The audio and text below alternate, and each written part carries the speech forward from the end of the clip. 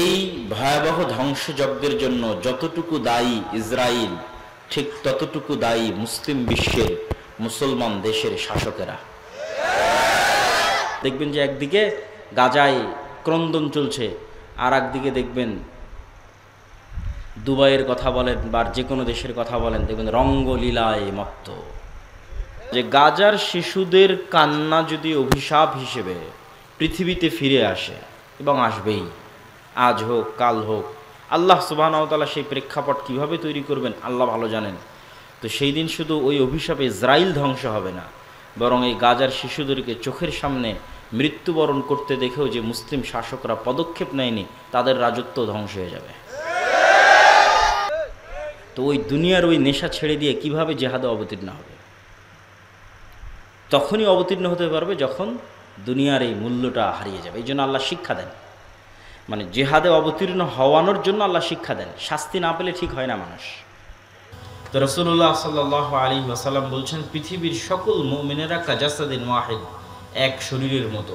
পৃথিবীর যাকে দেখিনি চিনিনি, কিন্তু সে মুসলিম, ঈমান আনয়ন করেছে, হাজার লক্ষ কিলোমিটার দূরে বসবাস করে, সে যদি কোনো কষ্টে পড়ে তাহলে আমিও সেই কষ্টটা অনুভব করব। এটা হচ্ছে ঈমানের পরিচয়। তো আজকে ফিলিস্তিনের মাটিতে, গাজার মাটিতে গত ১.৫ বছরে পৃথিবীর ইতিহাসের যে ভয়ঙ্করতম গণহত্যা চালানো হয়েছে, যে ভয়ঙ্করতম ধ্বংসযজ্ঞ চালানো হয়েছে, তা একমাত্র ফেরাউনের ধ্বংসযজ্ঞের সাথে তুলনার যোগ্য। তো আজ থেকে ৪,০০০ বছর পূর্বে যে ফেরাউনের কথা আল্লাহ সুবহানাহু ওয়া তাআলা বলেছেন, ওয়াইয নাজ্জায়নাকুম মিন আলি ফিরআউন ইয়াসুমুনাকুম সুআল আযাব ইযাববিহুনা আবনাআকুম ওয়া ইস্তাহয়ুনা নিসাআকুম। স্মরণ করো সেই দিনের কথা, যেই দিন আমি তোমাদেরকে বাঁচিয়ে দিয়েছিলাম ফেরাউনের কবল থেকে। কোন ফেরাউনের কবল থেকে?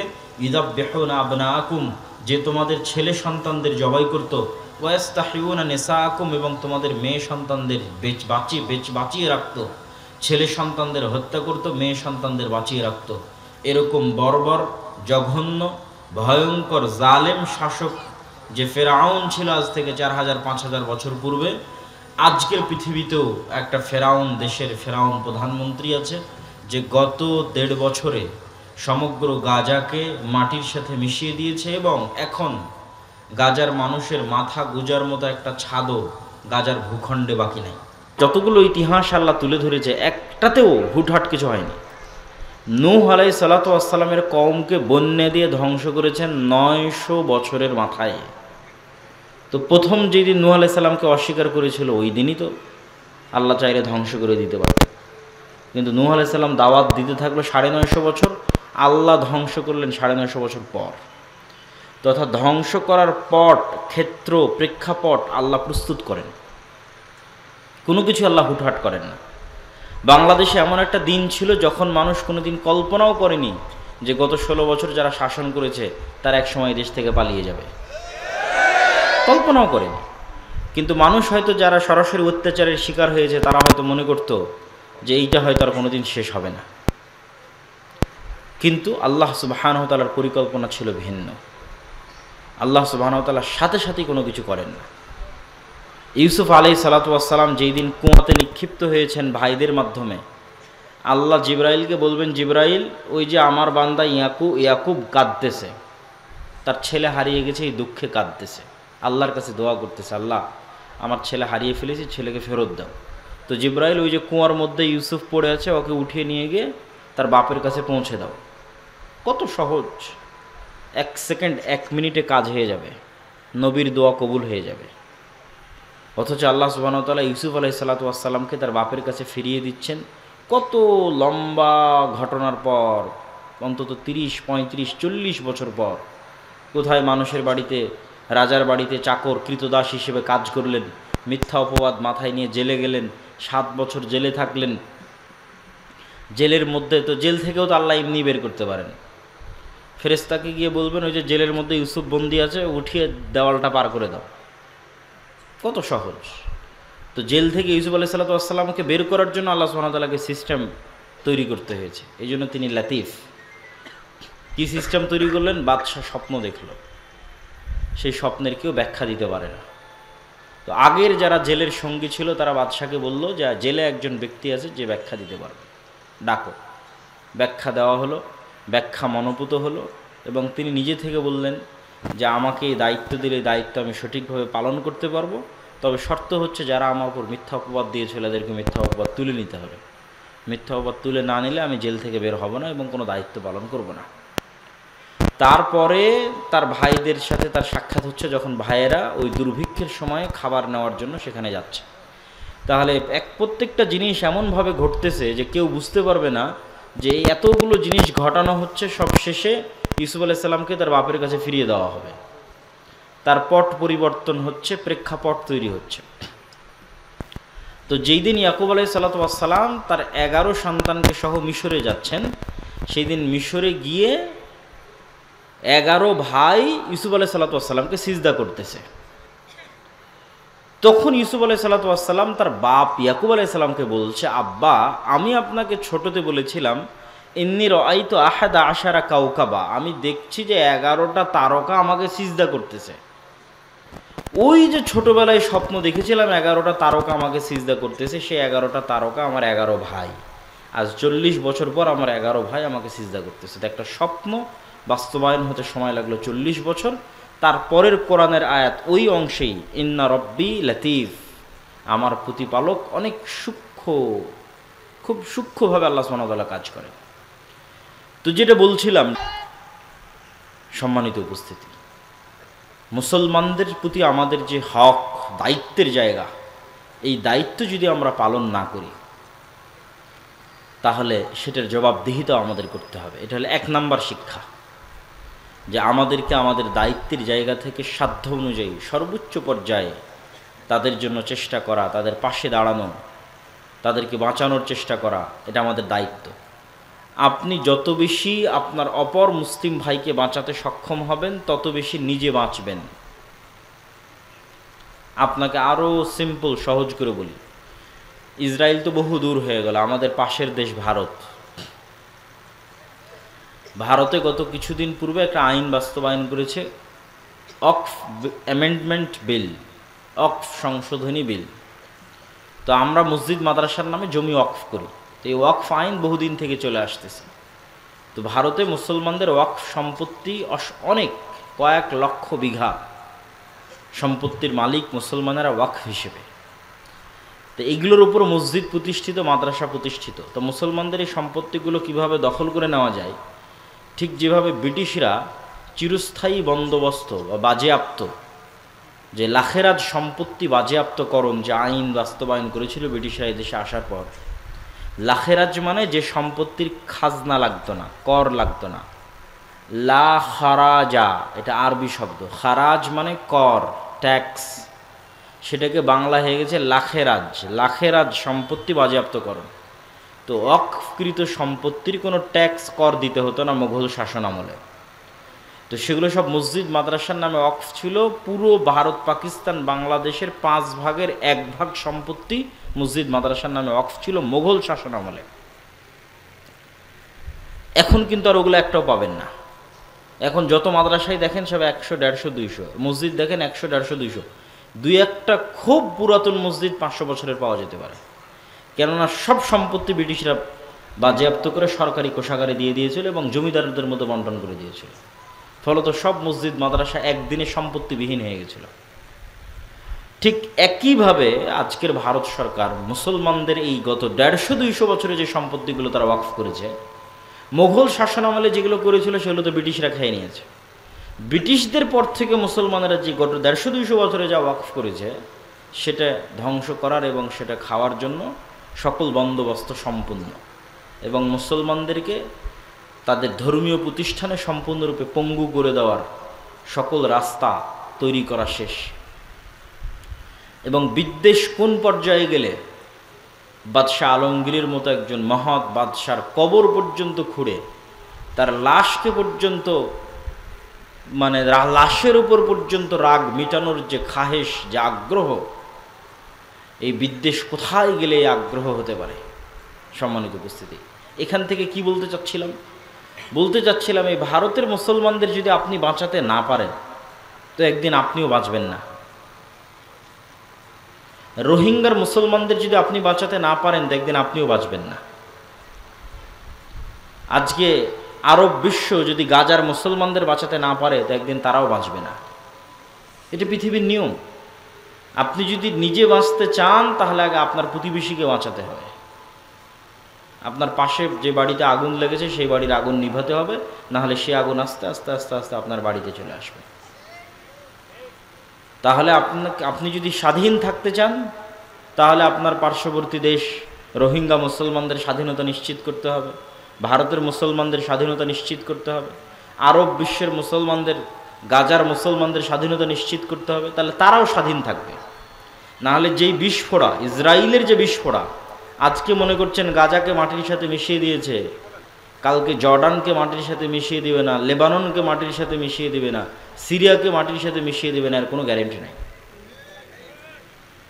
এই জন্য মুসলমানদের সতর্ক হওয়া অতীব জরুরি।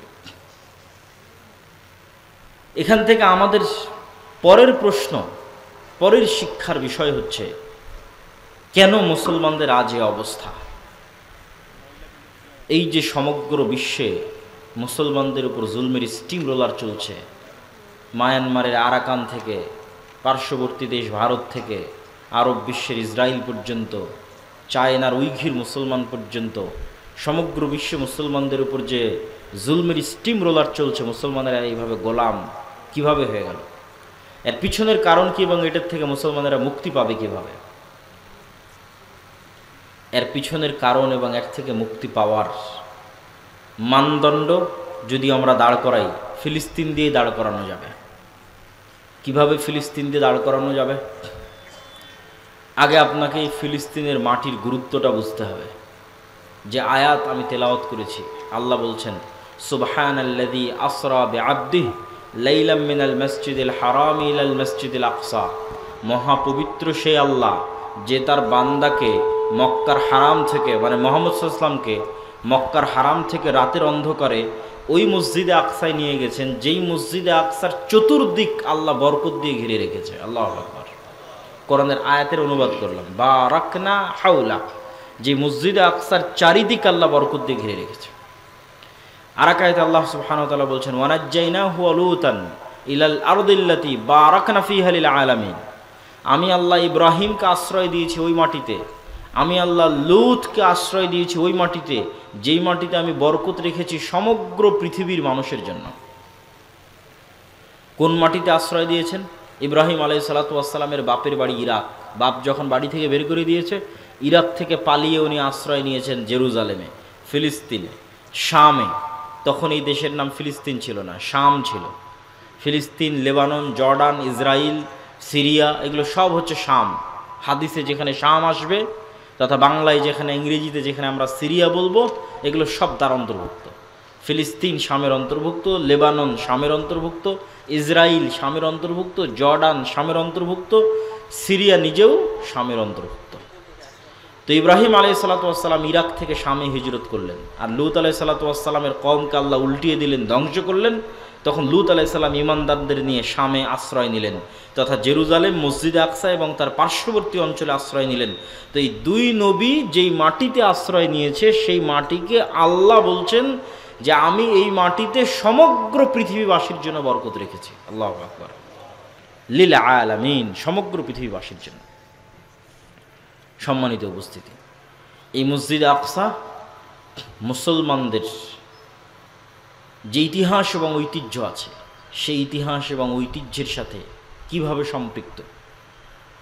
ইব্রাহিম আলাইহিস সালাতু ওয়াস সালামের বংশের দুইটা ধারা, একটা ধারার নাম বানু ইসরাইল, একটা ধারার নাম বানু ইসমাইল। একটা স্ত্রী সারার বংশধর আর একটা স্ত্রী হাজেরার বংশধর আলাইহিমা সালাতু ওয়াস সালাম। বানু ইসমাইল হচ্ছে উম্মতে মুহাম্মাদি, বানু ইসরাইল হচ্ছে ইসহাক আলাইহিস সালাতু ওয়াস সালাম এবং তার বংশধর, ইয়াকুব আলাইহিস সালাতু ওয়াস সালাম এবং তার বংশধর, ইসমাইলের ভাই ইসহাক এবং তার বংশধর, তারা হচ্ছে বানু ইসরাইল। তো বানু ইসরাইলের সকল নবী, দুই একজন বাদে সকল নবী আমরা থাকব। তাহলে তার জুলমের সাপোর্ট হিসেবে যতটা, তার কিন্তু আর একটা বড় অংশ আছে, এটা দেখানো যে আমরা মাজলুম। ঠিক এই কাজটাই কিন্তু এখন মুসলমানেরা একটু হলেও সাকসেস হচ্ছে, যে গাজার মানুষেরা মাজলুম, এখানে ইসরায়েল হচ্ছে জালেম এবং গাজার মানুষেরা মাজলুম। এটাই ওপেন সোশ্যাল মিডিয়ার এই সোর্সিং থাকার কারণে ইউরোপ এবং আমেরিকার যারা সাধারণ মানুষ তাদের পক্ষে এই বিষয়টা বোঝা এবং গ্রহণ করা সহজ হচ্ছে এবং তারা এটার পক্ষে অবস্থানও প্রকাশ করতেছে। তো তাদের লজিকটা বলতে চাচ্ছিলাম যে ইসরায়েল বা ইহুদি বা ব্রাহ্মণ্যবাদী যে দুইটা জাতির কথা আল্লাহ বলল যারা মুসলমানদের সাথে সবচেয়ে বেশি শত্রুতা করবে, লজিকটা কি? লজিকটা হচ্ছে সুপারিয়রিটি থিওরি। ইহুদিরা বিশ্বাস করে যে তারা চোজেন বাই দ্য গড, তথা আল্লাহর পক্ষ থেকে পৃথিবীতে বাছাইকৃত একমাত্র আল্লাহর সন্তান হচ্ছে ইহুদিরা, বলেন নাউজুবিল্লাহ। এই জন্য কেউ ধর্ম চেঞ্জ করে ইহুদি হতে পারবে না, জন্মগত ইহুদি হতে হবে। এই কারণে তারাবাদে, যেহেতু তারা চোজেন বাই দ্য গড, আল্লাহ কর্তৃক বাছাইকৃত আল্লাহর সন্তান, তাদের বিশ্বাস অনুযায়ী এই জন্য তারাবাদে আর বাকি পৃথিবীর সবাই হচ্ছে গরু, ছাগল, মহিষ, ভেড়া, বকরি অথবা পশু প্রাণী নয়, এদের জবাই করলেই কি আর এদের স্ত্রী সন্তানদের ধর্ষণ করলেই কি। যেমন গাজার 50,000 মানুষকে হত্যা করে ওদের কোনো ফিলিংস কাজ করেনি, ওরকম 50,000 সুযোগ পেলে 50,000 খ্রিস্টানকে হত্যা করবে, কোনো ফিলিংস কাজ করবে না। কেননা তার ব্রেনে আছে সুপারিয়রিটি থিওরি, সে তার রব কর্তৃক বা আল্লাহ কর্তৃক বাছাইকৃত পৃথিবীর একমাত্র সন্তান, বাকি সব গোলাম। একই সুপারিয়রিটি থিওরি আমাদের পাশের দেশের ব্রাহ্মণ্যবাদীরা বিশ্বাস করে। এরা বিশ্বাস করে কি যে আমরা তাদের বিশ্বাস অনুযায়ী আমরা ভগবানের মাথা থেকে তৈরি হয়েছি, এই জন্য কেউ নতুন করে ধর্ম চেঞ্জ করে ব্রাহ্মণ হতে পারবে না। ব্রাহ্মণ জন্মগত হতে হবে, লিগ্যাসি বংশগত হতে হবে। তো ব্রাহ্মণরা কোত্থেকে তৈরি হয়েছে? ভগবানের মাথা থেকে তৈরি হয়েছে। আর বাকি ক্ষুদ্র, তারপরে হচ্ছে কি বলার, বৈশ্য, ক্ষত্রিয়, যত ওদের যে জাত পাতের যে ভেদ আছে, নিম্ন শ্রেণীর হিন্দু যারা আছে, বলি দেওয়া লাগলে ওদের ছেলে মেয়েকে বলি দাও, যা করা লাগবে সব ওদের, কাজ করবে ওরা, খাটবে ওরা, ব্রাহ্মণেরা বসে থেকে খাবে, বাকি সব গোলাম। এটাই কিন্তু হিন্দু কালচার। এবং এই কারণেই কিন্তু বাংলাদেশের মুসলমানেরা এত বেশি মুসলমান হয়েছে। কেন? বাংলাদেশের মুসলমানেরা বেশিরভাগ নিম্ন বর্ণের হিন্দু ছিল। যখন বিদেশ থেকে মুসলমানেরা এই দেশে প্রবেশ করেছে, তখন এই দেশের হিন্দুরা দেখেছে এর চাইতে সাম্যতার ধর্ম, এর চাইতে সমতার ধর্ম, এর চাইতে মানবতার ধর্ম, যেখানে রাজা কি, বাদশাহ কি, আমির কি, প্রজা কি, এক সিস্টেমে, এক কাতারে, এক মসজিদে, কেউ বলতে পারবে না যে এই মসজিদে ওই জায়গাটা আমার, কেউ আগে জায়গার না যাক, এই জায়গাটা আমার, এখানে যেন কেউ না বসে, কোনো ক্ষমতা নাই। রাজা বাদশাহ কারো ক্ষমতা নাই। মসজিদে যে যেভাবে প্রবেশ করেছে, সে যে যেভাবে জায়গা পেয়েছে, সে সেখানে বসবে, সে সেখানে সালাত আদায় করবে, পায়ের সাথে পা মিলাবে।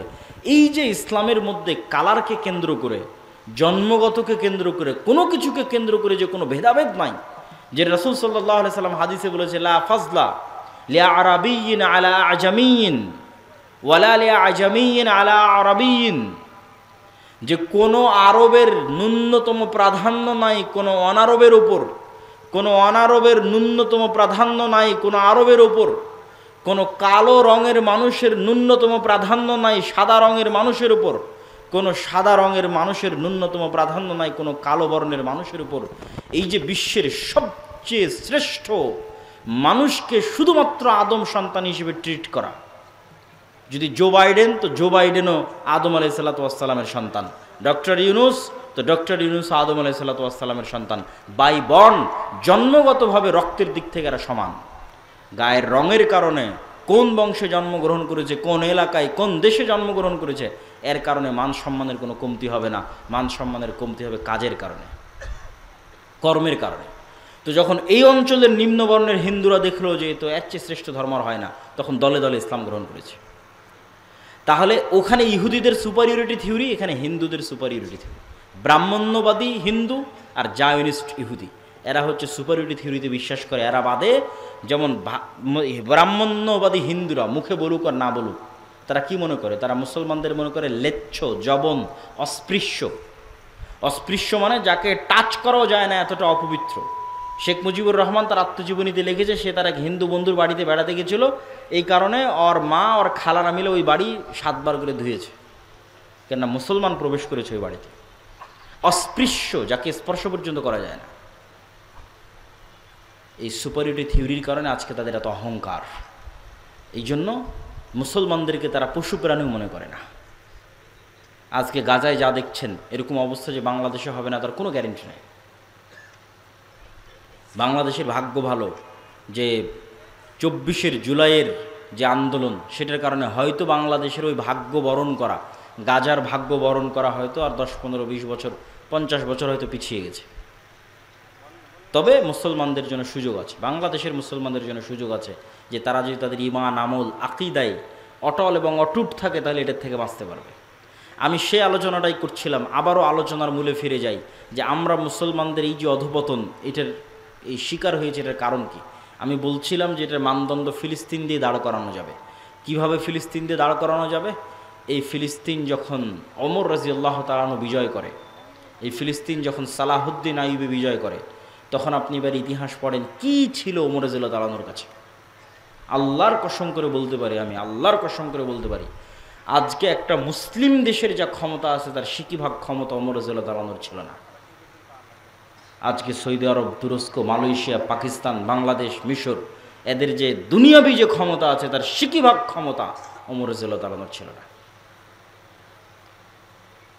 রোমান এম্পায়ারের সাথে তুলনা করলে কিছুই না। তাহলে কি দিয়ে ওমর রাদিয়াল্লাহু তাআলা জেরুজালেম বিজয় করলেন? 12,000 মুজাহিদ জেরুজালেম ঘেরাও করে আছে 1 মাস থেকে, তার মধ্যে 4,000 সাহাবী।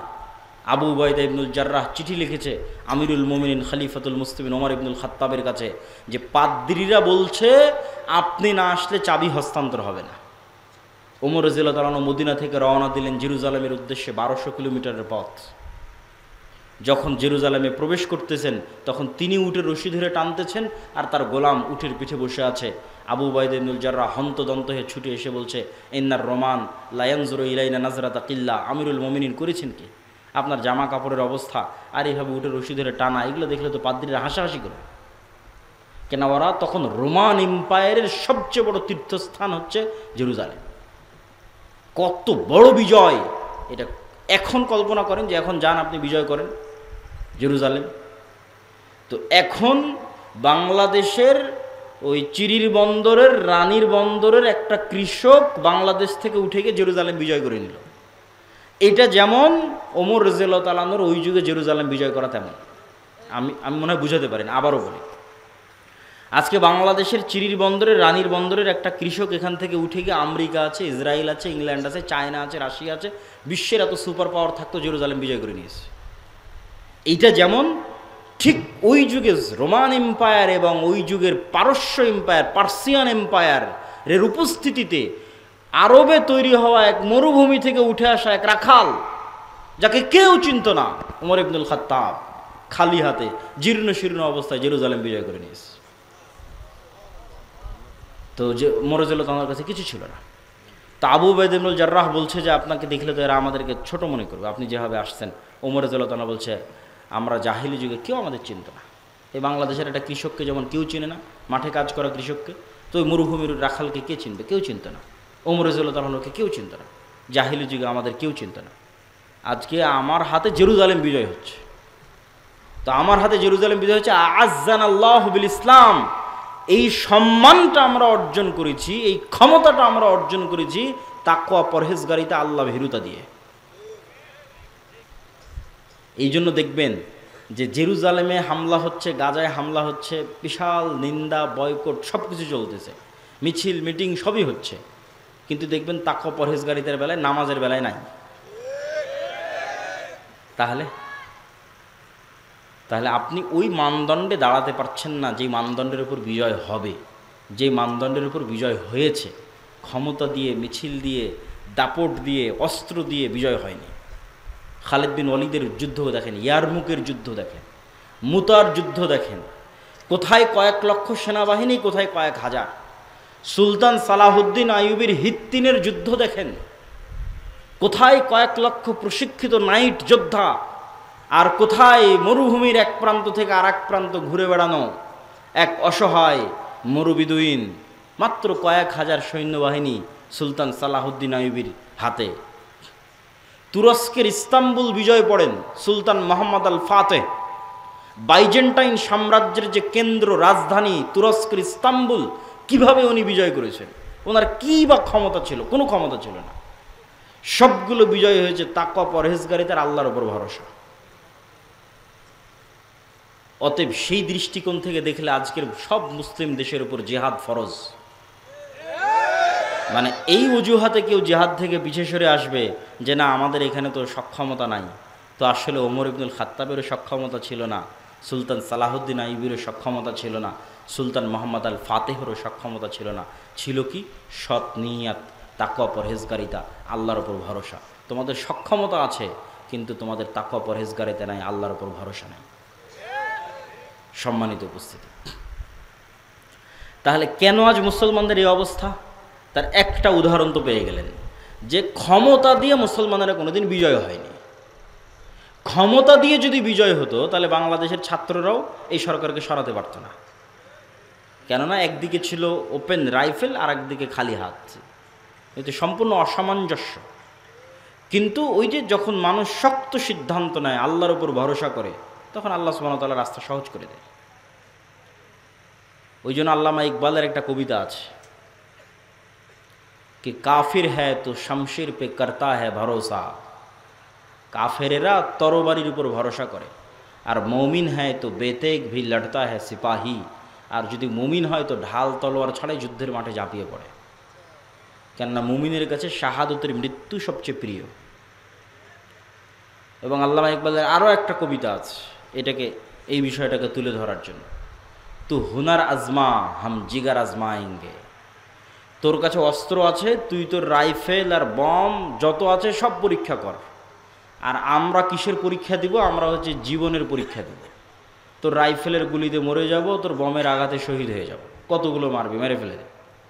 তো হুনার আজমা হাম জিগার আজমায়েঙ্গে, তোর হাতে রাইফেল আছে, আমার কলজা আছে। এটা আল্লামা ইকবালের কবিতা।